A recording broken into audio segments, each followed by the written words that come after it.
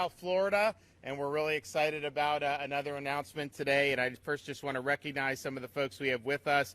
FWC, we have the chairman of the commission, Rodney Barreto, as well as Commissioner Maury, who's from South Florida, and Commissioner, I didn't see Steve Hudson. Where is he? Oh, good. Steve Hudson's here. So thanks, guys. And then the executive director of FWC, Eric Sutton, is here with us. We have South Florida Water Management District, Scott Wagner, Alligator Ron Bergeron, Charlotte Roman, who are all members of the governing board, and executive director Drew Bartlett is here.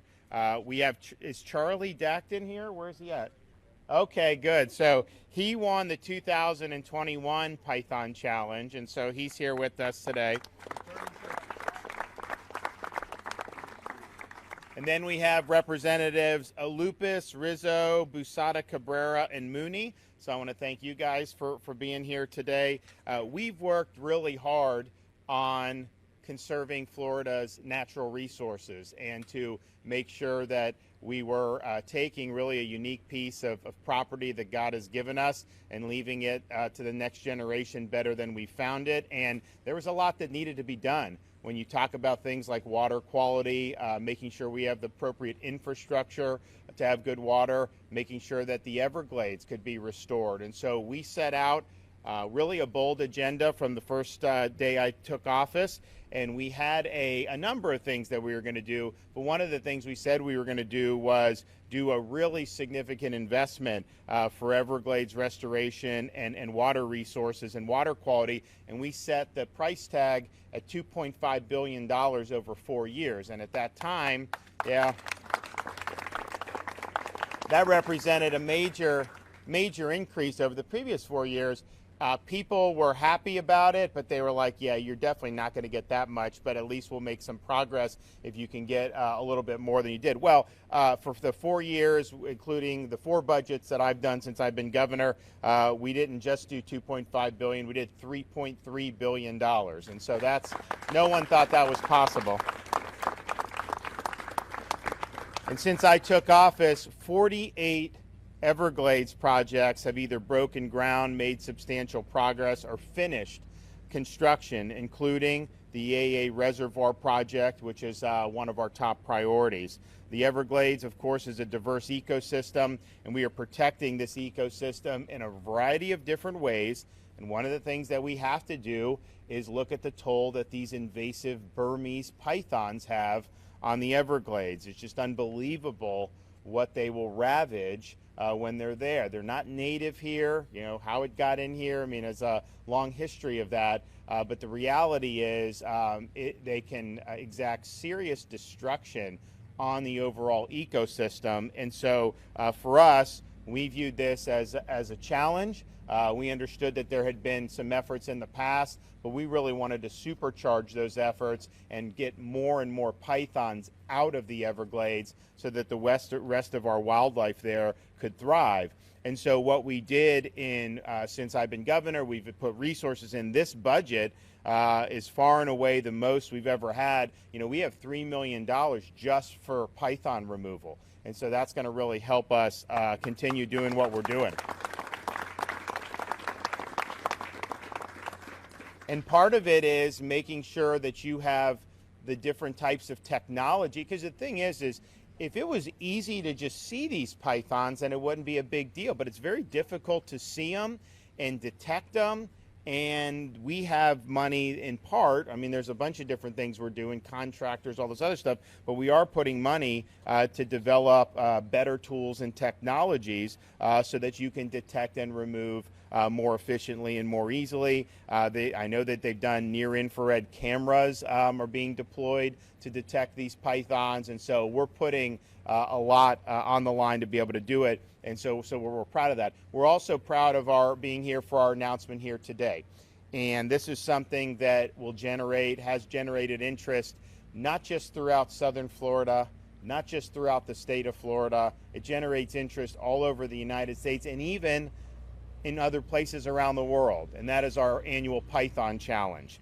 And so today I'm announcing that registration is now open for the 2022 Florida Python Challenge, and that challenge will run from August 5th through August 14th.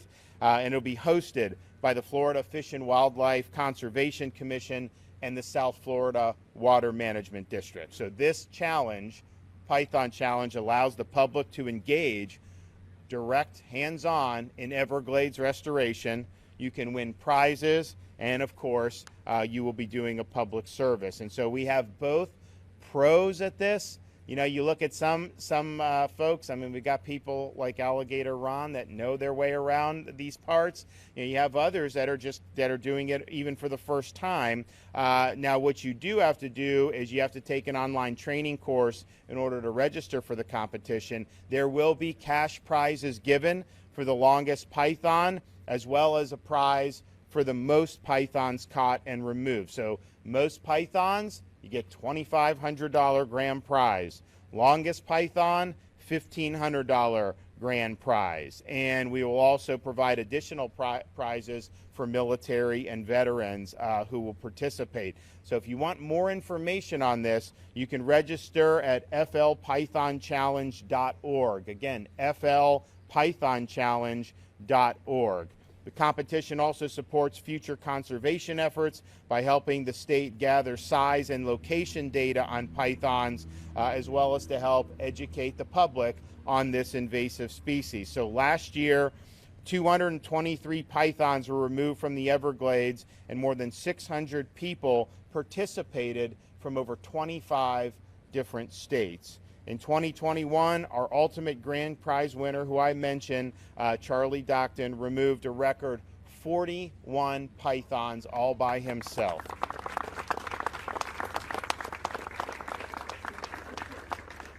And the longest python was caught by Brandon Call, and it was 15 feet, 9 inches long. So that is what, about 10 feet? So that's 10 feet. So that's a 50% bigger than that. And then the biggest one they've had are almost twice as much as that. What, about 18 feet? No, 18, 19 feet? Yeah. So, you know, you see that's a really significant python. So these pythons are a threat to the Everglades. They prey on mammals, birds, other reptiles. Here's the problem, though. They can lay up to 100 eggs at a time. And so keeping up with this is very, very difficult. Now, I'm happy to say in modern Florida history, there have been about 16,000 pythons removed from the Everglades. Since I took office, we've done 8,000 of that. So half of it has been just in the last 3.5 years. We've done more than 8,000 pythons. So this is something that will benefit this ecosystem. It will benefit the entire state of Florida, and we're really excited to be able to launch this. I think we've had great interest, and I think this year will be no different. So I want to thank FWC, and I want to thank South Florida Water Management District for spearheading this. And let's reel in some pythons. And so we're going to hear from Rodney Barreto from FWC. He's going to come up and say a few words about the challenge. Thank you, Governor. Listen, let's put our hands together. There's no governor who has done more for the environment than Governor Ron DeSantis. As the governor said, this is our 9th challenge. And actually, I worked hand in hand with the governor. During Super Bowl in 2020, we did the Python Bowl. And we had 25 different states who were represented here in Miami in conjunction with the Super Bowl. So, as the governor indicated, this snake gets worldwide attention, and we applaud the governor and his office for all the support. We're excited about eradicating this python from the Everglades. There's so much money being put into the Everglades to restore it. We need to make sure that once that's complete, that we eradicate it of this non-native animal. So thank you, Governor. Thank you for all your support. You have FWC's commitment that we will work with the district, the Army Corps, and all parties involved to bring the Everglades back. Great. Thank you. Thank you.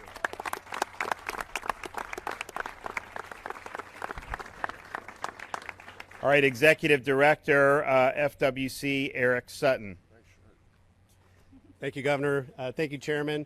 It's a pleasure to be here. It's an honor to be here. I won't take much time. I just like to say, as someone trained in ecology and someone that's been focused on invasive species, Florida is leading the way, certainly nationally and internationally, on how to combat these. And let me tell you what it takes. It takes a governor that's so supportive like you have been, Governor. It takes a chairman, the commissioners. It takes the board members, the policymakers to support us. And it takes everybody out here that's been out there sweating and working. This is our problem.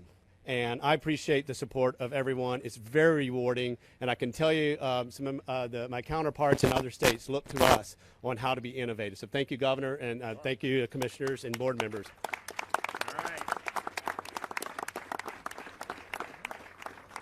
All right, and then one of our board members of South Florida Water Management District, Alligator Ron Bergeron.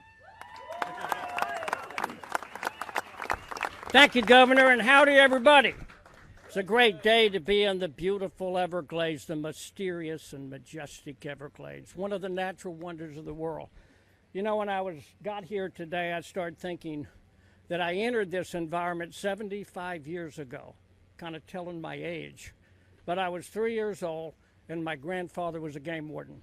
And he introduced me to this beautiful environment, and I can remember the beauty of God's landscaping, the wildlife, and the sunsets.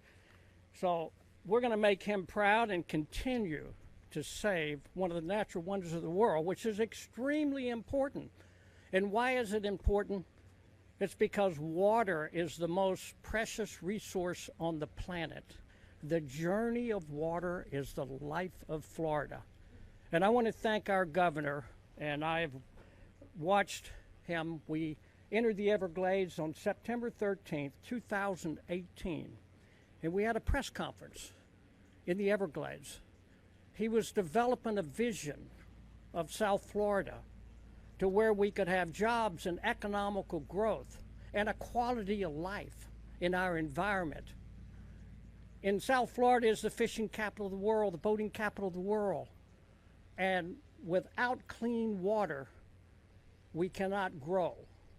And jobs and economical growth are important too. So, Governor, I want to thank you for your leadership, your vision of South Florida, protecting the Everglades, which replenishes the aquifer, which is our drinking water. So important. I also want to say to everyone, the Python Challenge we started nearly a decade ago, and we have removed tens of thousands of snakes out of this environment. These snakes are destroying the natural food chain, and you can't have a healthy environment without a healthy food chain. So extremely important to the environment.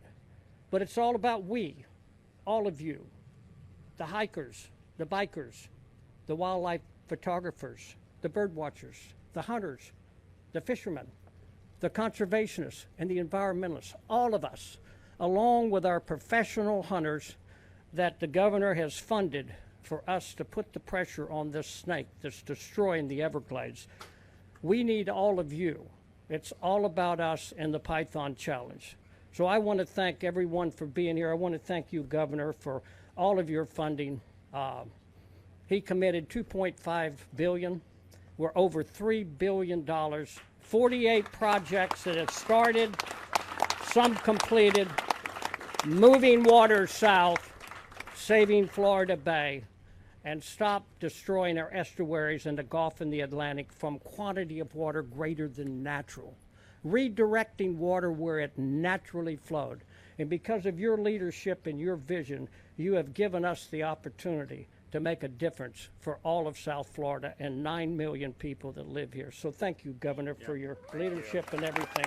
God bless everybody. The American dream is still alive, and long live the Everglades.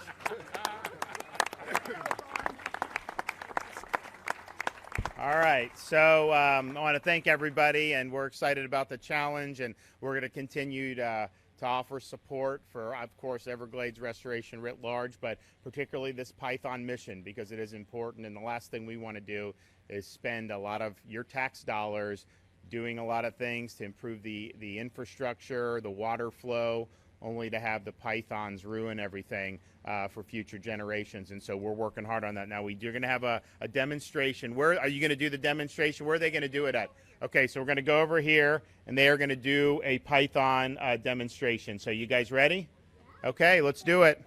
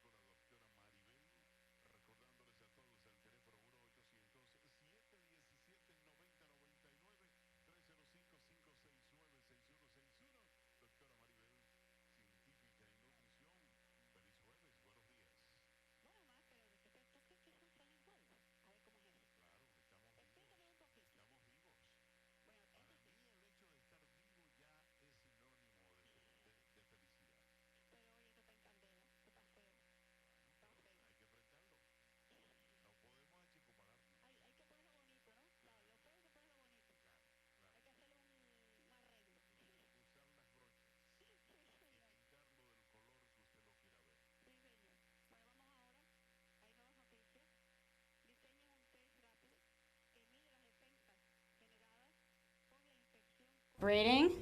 There we go. Can you hear me loud and clear? Oh, cool. Okay, now I don't have to talk as loud.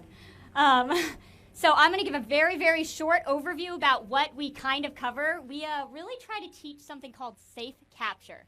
There are many different techniques to capturing a Burmese python, but there are certain things you can do that make it safer. So less of a chance you get bit. These guys do have mouths, which means they can bite. And usually they're going to be doing it because they're trying to defend themselves and get away. So usually the big things we try to outline is, you'll notice we have her on the ground. I know we've been standing with her for a little while, but when we tell people, one of the first things we do for safe capture is we tell people keep it on the ground. The ground is your friend. As you can see, I can handle her much better by keeping her flat down here, and then she can't wrap around me as easily. These snakes are constrictors. So they're very strong, and what they want to do is wrap around you to pull their head away from, as you can see, I've got her head in my hand. They want to get their head out and they want to try to run away from you. So what I'm going to do is I'm going to let her go to show you how we would do a safe capture. So safe capture for us, we use these things. These are snake hooks. And everyone always sees these pointy ends, and that's what they think we're going to do. Honestly, the thing we use the most with the snake hook is this end. This is what I'm going to use to pin the head. So my goal is to get the head pinned so it doesn't have the opportunity to bite me. And once I've got the head grabbed, I pin it, I grab the head in my hand like this, then I'm able to deal with the body and what's happening next. So I am going to release her, and I'm going to pull her back a little, show a few little techniques that can be used, and then I'll do a head pin and I'll grab her so you can see a demonstration of how you could safely capture a wild python. And this is a wild python, everyone. She did come out of the wild down here in the Everglades. So go ahead and let her go. And of course, she's going to try and run because she's trying to get away from us all. So you can do a tail grab like I'm doing now to pull her and kind of keep her near you. Then I'm going to get in here. Oh, maybe. She can try to run again.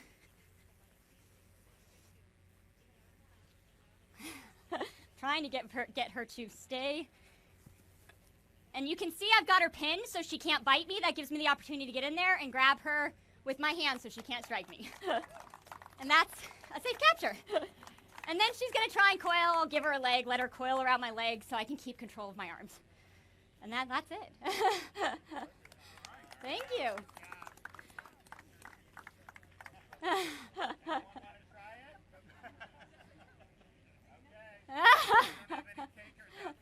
Bummer. Are there any questions about? I think Rizzo may want to try it. I'll do it, absolutely. I mean, he has Rizzo's old hat. He's done this before. He's been to one of my trainings. Yeah, you want to do one? Yes. Thank you. No, we do safe capture. That means you get those tools. So I'm going to stay here and I'll shadow you.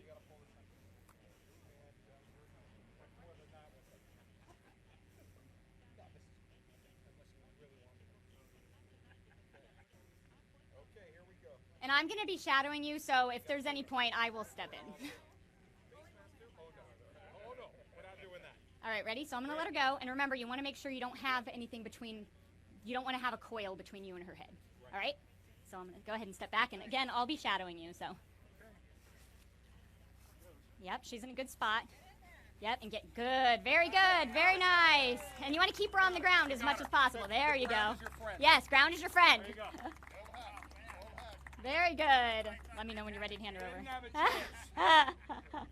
Let me know when you're ready. Ready? Got her. You can let go. Got her? Yeah, yeah, she's good. Thank you. Good, great job. Thank you.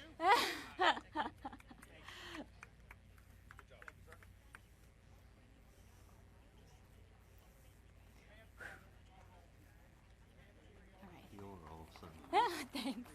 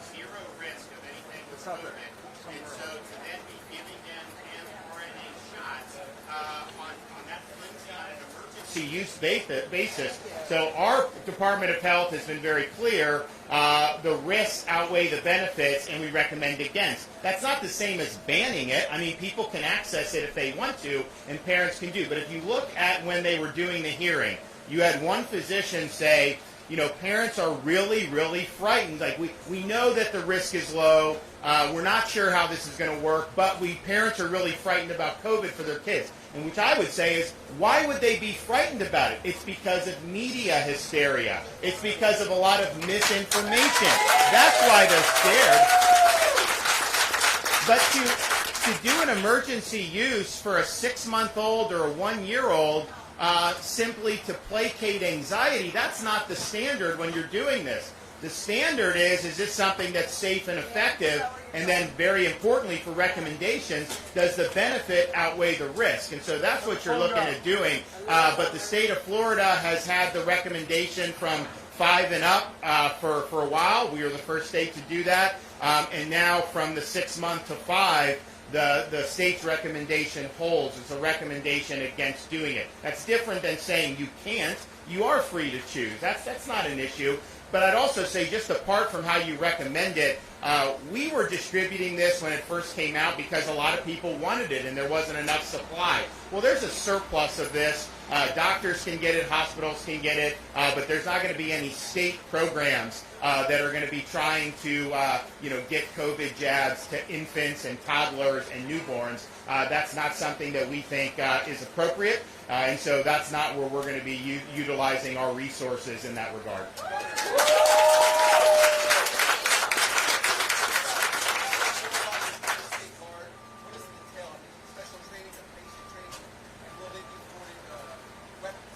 So the question is about, we just launched the Florida State Guard. So that'll be basically a complement to the National Guard. It'll have similar functions. It's just this is not going to be able to be commandeered by the federal government. And so what the feds will do, they will deploy our National Guardsmen all over the world. They will impose different types of mandates and restrictions from an administrative perspective. And our view is, we want to be in control of the administrative stuff. So, for example, the feds have kicked out people from active duty military service because of the COVID vax issue. And those are folks that we would obviously accept to be in the Florida State Guard. We think those mandates are inappropriate.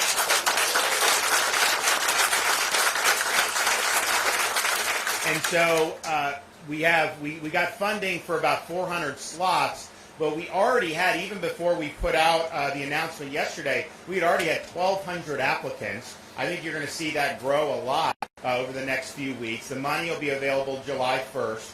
And then what folks will get, it's not going to be the same necessarily as being the National Guard, but you will get paid a stipend when you drill. We don't have the ability to do like military retirements at the state level, but we can do that. So they will go through training, and they will have to be trained for weapons or whatever they're going to do. It'll really be no different than how the National Guard functions. It's just the difference will be we will be able to control the administrative of it, and they will not be able to be mobilized by Washington because, we'll have situations like we used the National Guard for COVID. We had people out to nursing homes. We had National Guard delivering monoclonal, all these different things, which is great, but that's stretched them thin. Then when some of them are getting deployed around the world, it makes it more difficult for us to meet the needs that we have. And the state of Florida has some of the lowest guard to citizen ratios in the entire country. Got a big state, and we have a lot of needs, so this will really be a force multiplier. My sense is that there's enough demand in this, and I've talked to the incoming speaker about it. I think that they're going to want to expand this as years go on, and I think it's going to be something that's going to be very good. Governor, how do we get gas prices and inflation under control? So the question's about gas prices and inflation. You know what I could do? If you could give me a time machine to go back to January 2021,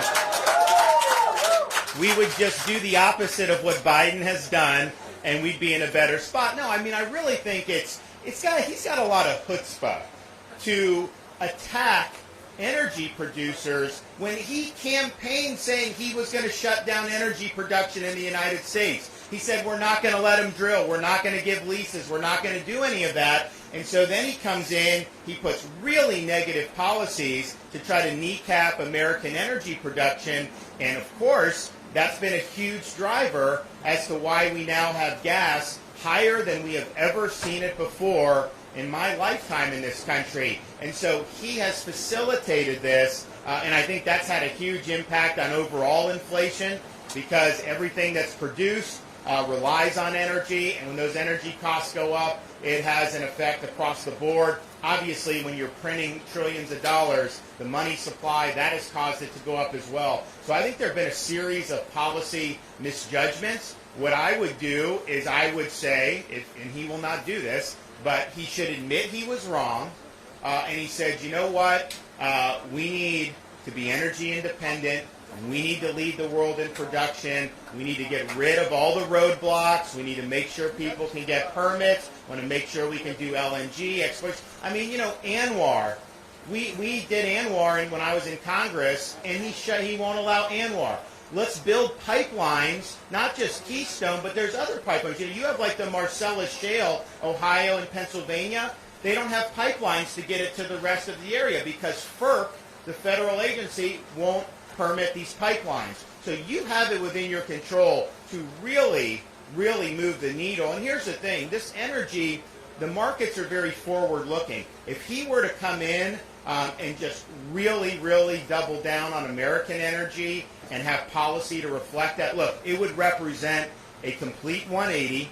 He would have to admit he was wrong. But you know what? That would be good for the American people. And so we've got to start putting the people first over the ideology of the ruling class and the governing elites. Yes, John Kerry and these people think that our economy should be gone on windmills and solar. Look, we have solar in Florida. We'll have more, and I'm happy with that. That is not enough, okay? The windmills are not enough. You have to have oil and gas to be able to power a modern economy. And so these have been really, really, I think, devastating decisions. I think it did not have to happen. He inherited a situation that was much better. He's made it a lot worse. But you look, he's now complaining about the refining capacity. You can't get a refinery permitted if you want to expand capacity. And when you say you're going to shut down the industry, who's going to put capital down to want to expand there when you know the federal government's going to try to kneecap you, right out of the starting block? So he needs to reverse course here. I don't think he will. But at the end of the day, the American people are paying the price when you're looking at these gas prices. And, as high as it is, I'm looking around here, a lot of states are even higher than what we're seeing in Florida. There have been places like in Nevada, these places, California, they've been over $5, $6 for a while. And so this is really, really problematic, and it has a huge impact on people's ability to make ends meet, and it permeates things like what you see at the grocery store. That's why I think I get such a kick out of them saying inflation was 8.6. That was not a good number, but it's much higher when you look at the things that really count in somebody's everyday life. When you look at the gasoline, when you look at groceries, when you look at utilities, all those different things have gone up way more than 8.6%. And the things that have gone up less than that are things that really aren't as essential as the things that really make that make a significant impact on people's daily lives. And so I sometimes, he needs to take responsibility. He's always trying to blame other people.